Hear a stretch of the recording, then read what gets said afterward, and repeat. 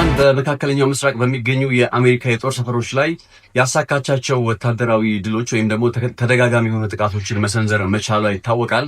ታዲያ አሁን ላይ ኢራን ብቻዋን እንደዚህ አይነት ጥቃት በአሜሪካ ላይ ልትፈጽም አትችልም የሚል አይነት አቋምን የያዙ የሚመስሉ እንደ ዩክሬን የኢንተለጀንስ ድርጅት የመሰሉ ተቋማት በእርግጥም ኢራን በመካከለኛው ምስራቅ የአሜሪካ የጦር ሰፈሮችን ያነጣጠረ ጥቃት በመፈጸም ከተቀዳጀችው ድል ጀርባ የሩሲያ የስለላና የሰርቪላንስ መረጃዎች አሉ የሚል አዲስ ሪፖርት ይፋ ማድረጉ ተነግሯል። ይህ ጉዳይ በተመለከተ የተሰሙ ያሉ ጉዳዮችንና መረጃዎችን ወደ እናንተ ላድርስ። እንግዲህ በሪፖርቱ ላይ የቀረበው ሀሳብ ምንድነው? በመካከለኛው ምስራቅ በተለይ እነ ሳውዲ አረቢያ፣ እነ ጆርዳን፣ እነ ኩዌት፣ እነ ኢራቅ ሌሎችም ባልተዘረዘሩት ሀገራት ላይ ኢራን ስታከናውናቸው የነበሩ የአየር ላይ ጥቃቶችን በስኬት እንድትቀዳጅ የሚያስችል አይነት የስለላ መረጃዎች በሩሲያ አማካኝነት ይቀርብላት ነበረ በማለት የዩክሬን የኢንተለጀንስ ሪፖርት ይፋ ተደርጓል። ይህንን ጉዳይ የሚያመላክተው መረጃ በተለያዩ ዓለም አቀፍ መገናኛ ብዙሃን ላይ በስፋት እየተዘገበ ሲሆን መሰረታዊ የሆነው ጥያቄ ግን አንድምታው ማለትም የዚህ መረጃ አንድምታ በእርግጥ ኢራንና ሩሲያ በትብብር ላይ ያሉ ሀገራት ናቸው ለማለት ነው ወይንስ ደግሞ ኢራን ብቻዋን እንደዚህ አይነት ጥቃትን በአሜሪካ ላይ መሰንዘር አትችልም የሚል አይነት ስያሜን ወይም የሚል አይነት ስሜትን ለመፍጠር ነው የሚለው ጉዳይም አብሮ በመነሳት ላይ ይገኛል። በዋናነት የኢራን የአየር ላይ ጥቃቶች ኢላማ ከሆኑ አካባቢዎች መካከል በተለይ በሳውዲ አረቢያ ውስጥ የሚገኘው ኪንግ ካሊድ እየተባለ የሚጠራ ወታደራዊ የጦር ሰፈር አንዱ ነው። ከዛም በተጨማሪ ደግሞ ሀፋር አልቢታን እየተባለ የሚጠራም ሌላ የአሜሪካ የጦር ሰፈር እንቅስቃሴ የሚያከናውንባቸው ስፍራዎች በተደጋጋሚ ኢራን የአየር ላይ ጥቃት ደርሶባቸው እንደነበረ አይዘነጋም።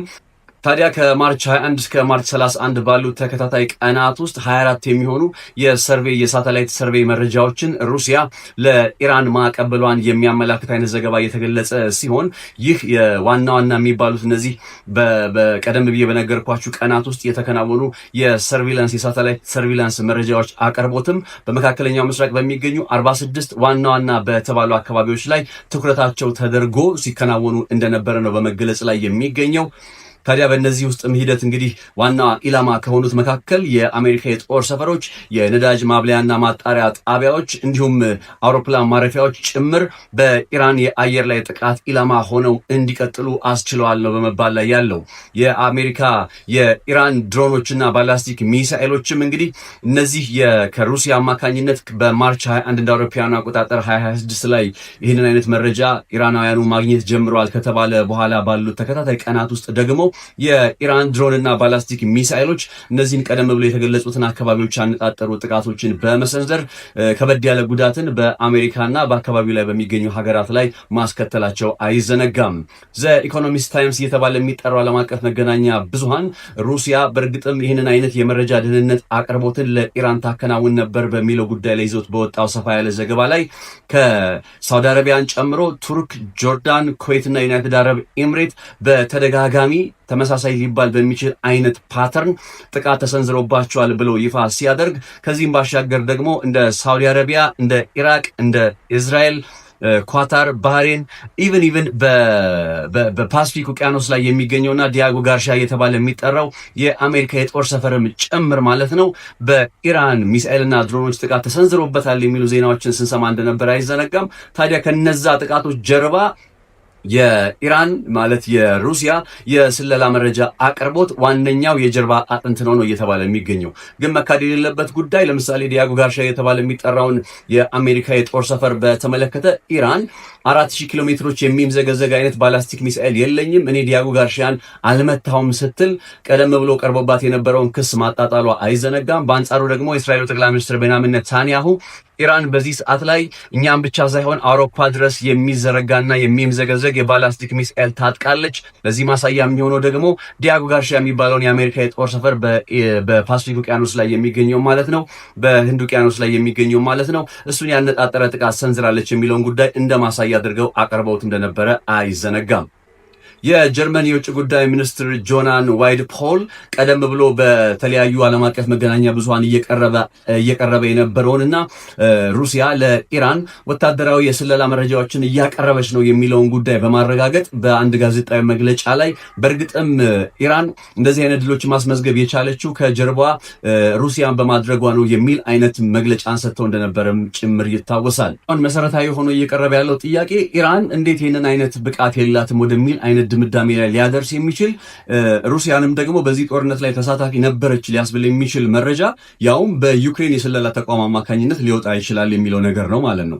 እንደሚታወቀው ኢራን የራሷን ሳተላይቶች ወደ ጠፈር ያመጠቀች ሀገር ነች።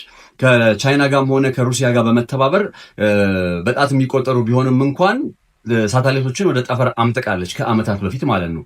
ስለዚህ ለምታከናውናቸው ወታደራዊ ተልእኮቿ ምናልባት በነ ሩሲያ ላይ የተንጠለጠለ መሆን የግድ ላይላት የሚችልበት አጋጣሚ አለ። ያ ማለት ግን በሩሲያና በኢራን መካከል ደግሞ እንደዚህ አይነት አጋርነት ላይፈጠር ይችላል ወደሚል ድምዳሜ ልወስዳችሁ ፈልጌ አይደለም። ምክንያቱም ቀደም ባሉት ዓመታት በተለይ በ2024 መጠናቀቂያ አካባቢ ላይ የሩሲያው ፕሬዝዳንት ቭላዲሚር ፑቲን በሞስኮ የኢራኑ ፕሬዝዳንት መሱድ ፔዝኬሽያንን ተቀብለው ባነጋገሩበት ወቅት በሞስኮውና በቴህራን መካከል የደህንነት ወይም ሴኩሪቲ ሚቹዋል ዲፌንስ ፓክት እየተባለ የሚጠራና የጋራ ወታደራዊ አጋርነትን መፈረማቸው ይታወሳል። ይህ የጋራ ወታደራዊ ትብብር አጋርነታቸው ምንም እንኳን በሰሜን ኮሪያና በሩሲያ መካከል እንዳለው አይነት አንዱ ከተነካ ሌላው እንደተነካ ይቆጠራል የሚል ሐሳብን ባያጠቃልልም ነገር ግን አንደኛው ወገን የጂኦግራፊውን ወይም የመሬት አቀማመጡን ተጠቅመው በሌላ ወገን ላይ ሌላ ሶስተኛ አካል መጥቶ ጥቃት አይሰነዝርበትም። ለምሳሌ ያክል ኢራንን በመጠቀም አሜሪካ ሩሲያን መምታት አትችልም፣ ወይም ሩሲያን በመጠቀም አሜሪካም ወይም ሆነ ሌላ ሀገር ኢራንን መምታት አይችልም የሚል አይነት ሐሳብ እንዳለው ይገለጻል። ከዛም ባለፈ በመሰል አይነት ሁኔታዎች ላይ ትብብር ሊያደርጉ የሚችሉበት አይነት ነባራዊ ሁኔታም ተጠቃሏል ይባላል። ግን ከምንም በላይ ይህን ጉዳይ በተመለከተ በኢራንም ሆነ ሩሲያ አማካኝነት ምንም አይነት ምላሽ አልተሰጠም። ከዛም ማለፍ ሲል ደግሞ አሁን ለምሳሌ የዲያጎ ጋርሻን ጉዳይ ነግሬያቸዋለሁ። ኢራን አንዳንድ መታለች የምትባላቸውን ኢላማዎች በተመለከተ ስታስተባብል ቆይታለች። እኔ አልመታሁም፣ እኔ አልተኮስኩም። ዲያጎ ጋርሻ ላይም 4000 ኪሎ ሜትሮች ድረስ ነው የሚርቀው። እንግዲህ ዲያጎ ጋርሻ የሚባለው የአሜሪካ የጦር ሰፈር ያለበት ስፍራ ከኢራን ወደ 4000 ኪሎ ሜትር ይርቃል። ስለዚህ እንደዛ አይነት መረጃዎች በእስራኤል አማካኝነት የወጡብኝ መላው ዓለም በኢራን ላይ እንዲነሳ ለማድረግ ነው እንጂ እኔ በቀጥታ ወደ ዲያጎ ጋርሻ የሚምዘገዘግና የሚደርስ አይነት የባላስቲክ ሚሳኤልን አልታጠቁም ያለችበት አጋጣሚ እንዳለም አይዘነጋም። ስለዚህ እነዚህ ነጥቦች ናቸው እንግዲህ ሪፖርቱን በተመለከተ በእርግጥ ትብብር በሁለቱ ሀገራት መካከል ሊኖር የሚችልበት አይነት አጋጣሚ እንዳለ የሚካድ ባይሆንም ነገር ግን በዚህ ደረጃ ኢራን በጦርነቱ ላይ ተሳታፊ ሆና ሩሲያ በጦርነቱ ላይ ተሳታፊ ሆና ለኢራን መሰል አይነት የሳተላይት መረጃዎችን በመስጠት ያደረገችው አስተዋጽኦ በዚህ ሁኔታ እንዴት ሊገለጽ ይችላል? ቬሪፋይድ በሆነ ቡድን መረጋገጥ የለበትም ወይ? የዩክሬን የመረጃ ተቋም ነው እንዳልኳችሁ ጉዳዩን ይፋ ያደረገውና የዩክሬንና ሩሲያ ደግሞ ያሉበት አሁናዊ የጦርነት ሁኔታ ይታወቃል። ስለዚህ እነ ዩክሬን ሌላ ግብ አላቸው የሚባለውም ለዚህ ነው። ለማንኛውም ሰብስክራይብ ማድረጋችሁ